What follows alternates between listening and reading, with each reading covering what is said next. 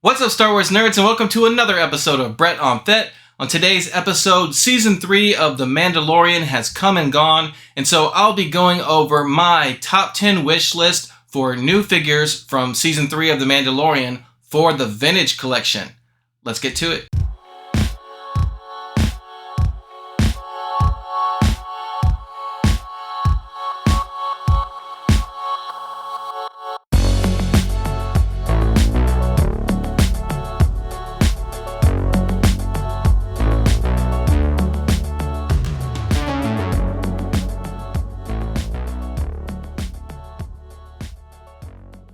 Welcome back to the channel. This is episode 57 of Brett on Fett, and this past week the finale for season 3 of The Mandalorian finally aired, and so I just wanted to give my quick thoughts on how that season went. I'm not going to go into a deep dive review of every episode like I've done on past episodes of my channel for other shows, because frankly those were some of the worst rated and least viewed episodes on my channel. So clearly you guys are not here for my TV and movie reviews.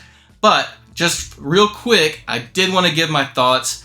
I thought it was a good season. It was my least favorite of the three because I felt like the writing on this season was a little disjointed episode to episode.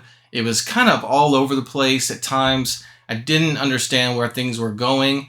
Now, that being said, they did make up for it with the last two episodes. They brought everything together and made a little more sense. But I thought there were some areas where they invested a lot of time in certain things that never felt paid off. Just for a quick example, the episode with Dr. Persing, it just felt like it was way too long. We just didn't need that entire story. They could have condensed that or maybe sprinkled bits of that throughout other episodes. It was an interesting story. I liked hearing about that side of things, but you just didn't need to invest that much time in that story. I just felt like there was no real payoff to that, even with the reveal at the end that Gideon was cloning himself.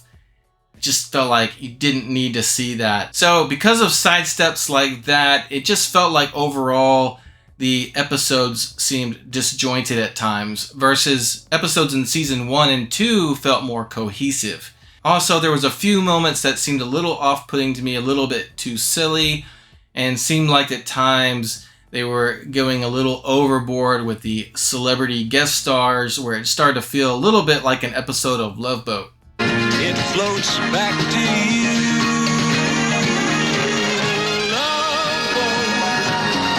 And although they did do a good job of pulling everything back together for the final two episodes, which were awesome, very entertaining episodes, I was a little disappointed with the season finale simply because it did not take a single risk in that episode. There was no plot twist. Everything to me that happened was satisfying, but it was pretty predictable. And I just would have liked to have seen at least one surprising, shocking twist. They seemed to kind of subtly set a few things up to go a certain way, and they just did not go that way. They went with the safe route. They played it completely safe for the finale. It was awesome, action-packed, a lot of cool scenes. It just was a little too safe, in my opinion, with the writing again. So, despite all those issues I had with the writing and the disjointed feel, I still think they made up for it all by delivering us some of the best action sequences we've ever seen in The Mandalorian, and also giving us some really cool moments, some heartwarming moments, and some interesting new looking characters. So overall, I gave this season an 8 out of 10, versus seasons 1 and 2, I would give a 9 and 9.5 respectively. It was still a great season. It's still a great show. It just was my least favorite season for The Mandalorian. And again, I think it was due to the writing. So, as I mentioned, there was a lot of interesting new characters brought in this season. With that, I want to go over my top 10 wish list for new figures for the Vintage Collection from this season of The Mandalorian. So let's take a look at what I came up with. Actually, real quick before we get started with my wish list, I do want to acknowledge that we do have two quote-unquote new figures coming for the Vintage Collection from Mandalorian Season 3 that have already been revealed recently, beginning with the Mandalorian N1 Starfighter figure. This, of course, is being packed in with the new N1 Starfighter, and it comes with the Mando in the cloth goods cape. And so it's just kind of a kit bash, mostly reuse of the previous Mandos we've already gotten, but he does come with the Darksaber, and the cloth goods cape is the way to go, so this is going to be a good figure. And then you're going to need an R5-D4 to go with that new N1 Starfighter, so they recently announced they will be reissuing R5-D4 on a Mandalorian card back. This looks like an awesome card back. The figure is basically a reissue. They may try to add a little bit of a wash to him, weather him a little bit, but from the images we've seen, it doesn't look like much at all. He's pretty clean looking. This is the VC40 R5-D4 I picked up from Tongori I showed on a couple of videos ago, and you can see his head does remove. He is Build-A-Droid compatible, and that's what you need to work with that new N1 Starfighter. Now, I got that on Tongori.com. They are sold out now, but they do have this R5-D8, which is Jack Porkins' droid that came with the Battle of Yavin pilot pack. It's not Vintage Collection. I don't know why Tongori's website says Vintage Collection. That's a mistake. But it's basically the same figure with just a couple of very, very minor paint differences on the body. The head is the same, so this is another option. And the reason I bring up this other option is, one, there's some websites showing that the new release of R5-D4 is going to come several months after the N1 Starfighter arrives, although there are different websites that show them both arriving at the same time, which is December 2023. And at $12.99 US, it's a little bit cheaper than a brand new TVC carded figure, depending on your shipping situation, of course. All right, so let's get into my TVC wish list for Mandalorian Season 3 new figures. And I just want to note that this is my wish list of what I would like to see, and it is not the same as what I think Hasbro will make. I actually think Hasbro will probably only make 3, 4, maybe 5 at most of these, but a guy can dream. And so here's what I would like to see. And we'll start with number 10. This is Greef Karga's astromech droid. He made a very brief appearance in a scene after the pirates have threatened Greef Karga that they're going to attack Navarro. And Greef goes ahead and puts in a distress message to this droid. And I think this was done on purpose to emulate the scene where Princess Leia is delivering her distress message to R2-D2 at the beginning of A New Hope. So pretty cool scene and a very cool looking droid. You guys know I love droids, so I had to put this guy on my top 10 list. Next at number 9, I have Kelleran Beck. This, of course, is the Jedi that shows up to rescue Grogu during Order 66. He's played by the actor Ahmed Best, who also played Jar Jar in the prequels.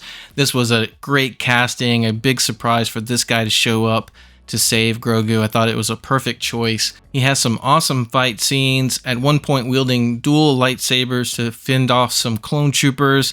If they make this guy in a figure, I think that would be the way to go, is to come with 2 different lightsabers. And we're in need of a good Jedi mold, and so this would be a good way to usher in a new Jedi mold, is give us a Kelleran Beck, and then you can make all kinds of Jedi from that. Next up at number 8, I have the bartender droid from the scene where Mando and Bo-Katan go into that droid bar.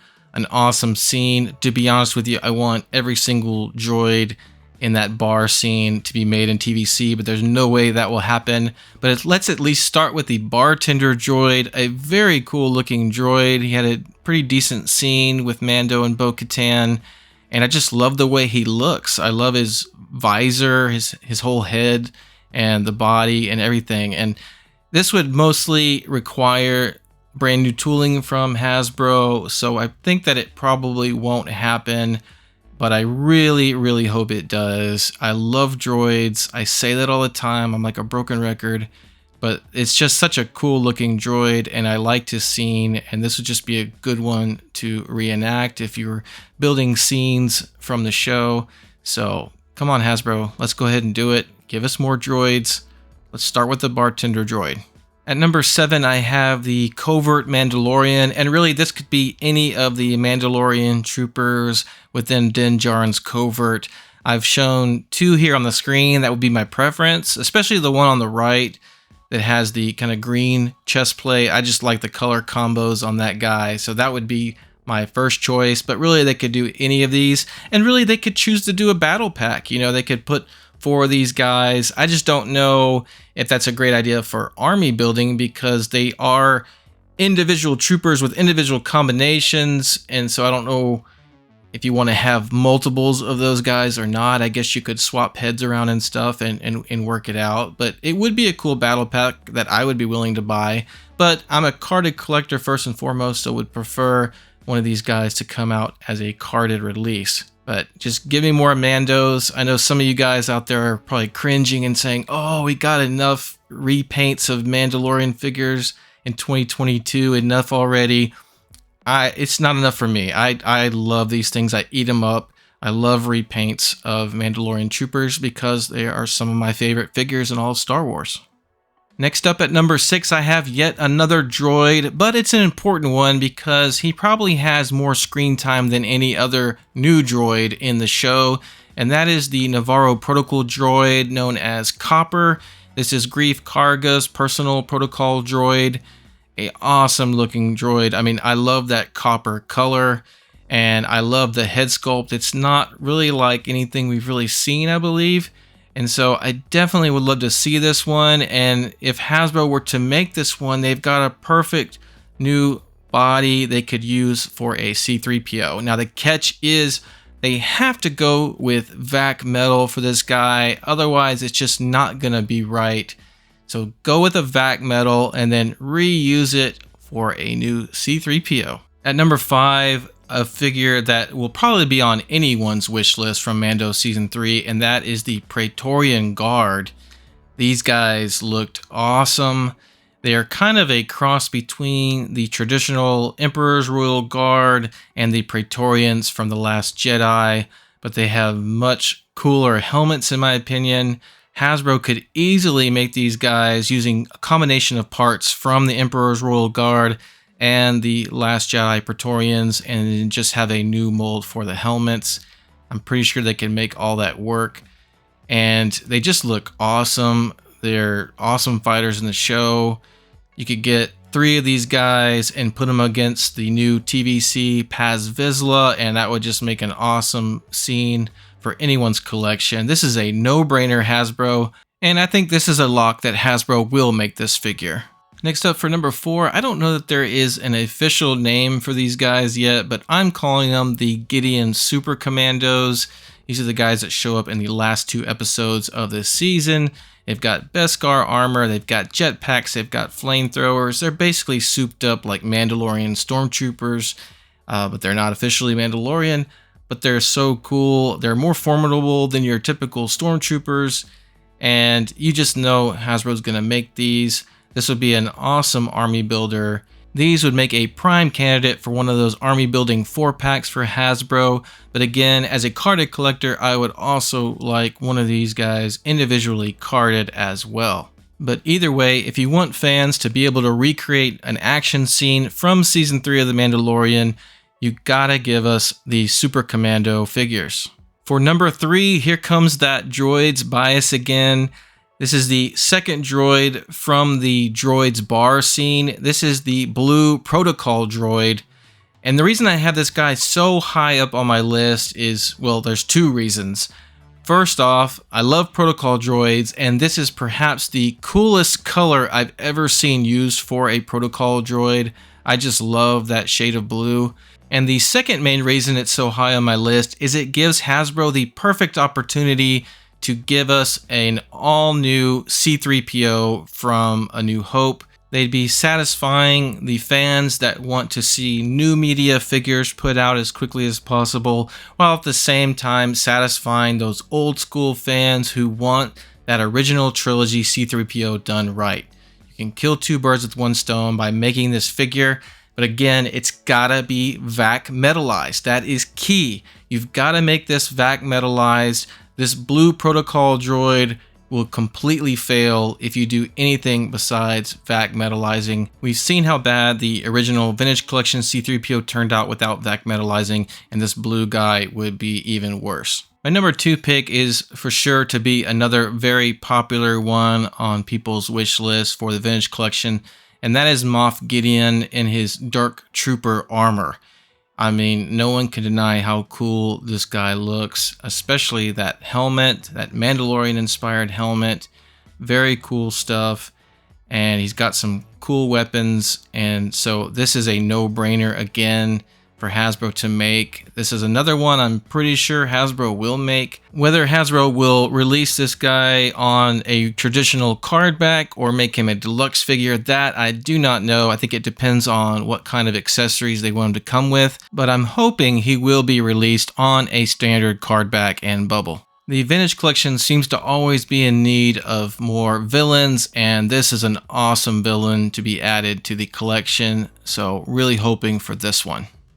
And for my number 1 most wanted figure from Season 3 of The Mandalorian, I picked a 2-pack, the Duchess and Captain Bombardier, aka Lizzo and Jack Black.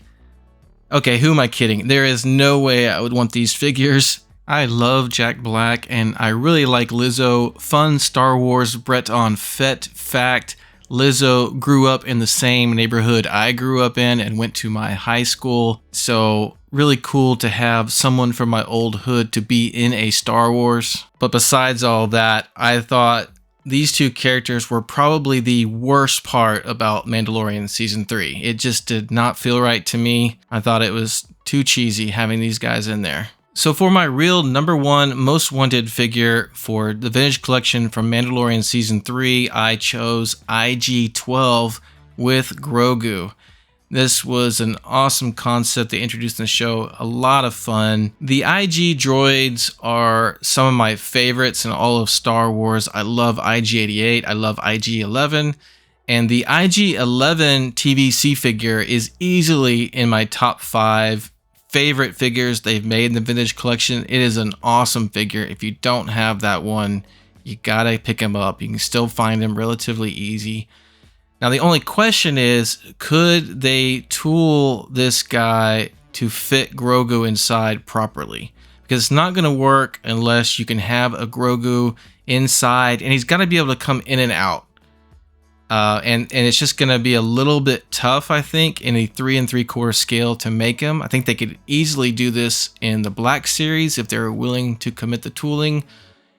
But the Vintage Collection, it's going to be a bit challenging. I think if they can find a way to do it and it's cost effective, they will do it. But I'm not 100% sure.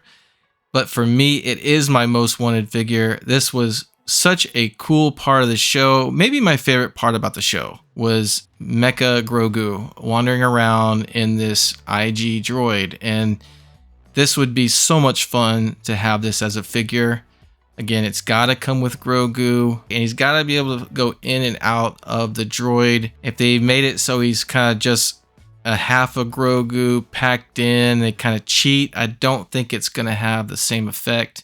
So hopefully Hasbro will find a way to make this happen, because it just would be a ton of fun to have this figure. I'd say the chances of this actually happening is probably about 50-50, but man, if it does, wouldn't it be awesome? Yes, yes, yes, yes. So that's going to do it for this episode of Brett on Fett. Let me know in the comments what you thought about Season 3 of The Mandalorian, and what are some of your most wanted figures for the Vintage Collection from that season. Thanks for checking out this video. Thank you to my subscribers. Don't forget you can also follow me on Instagram and on Twitter. Take care, and we'll see you next time.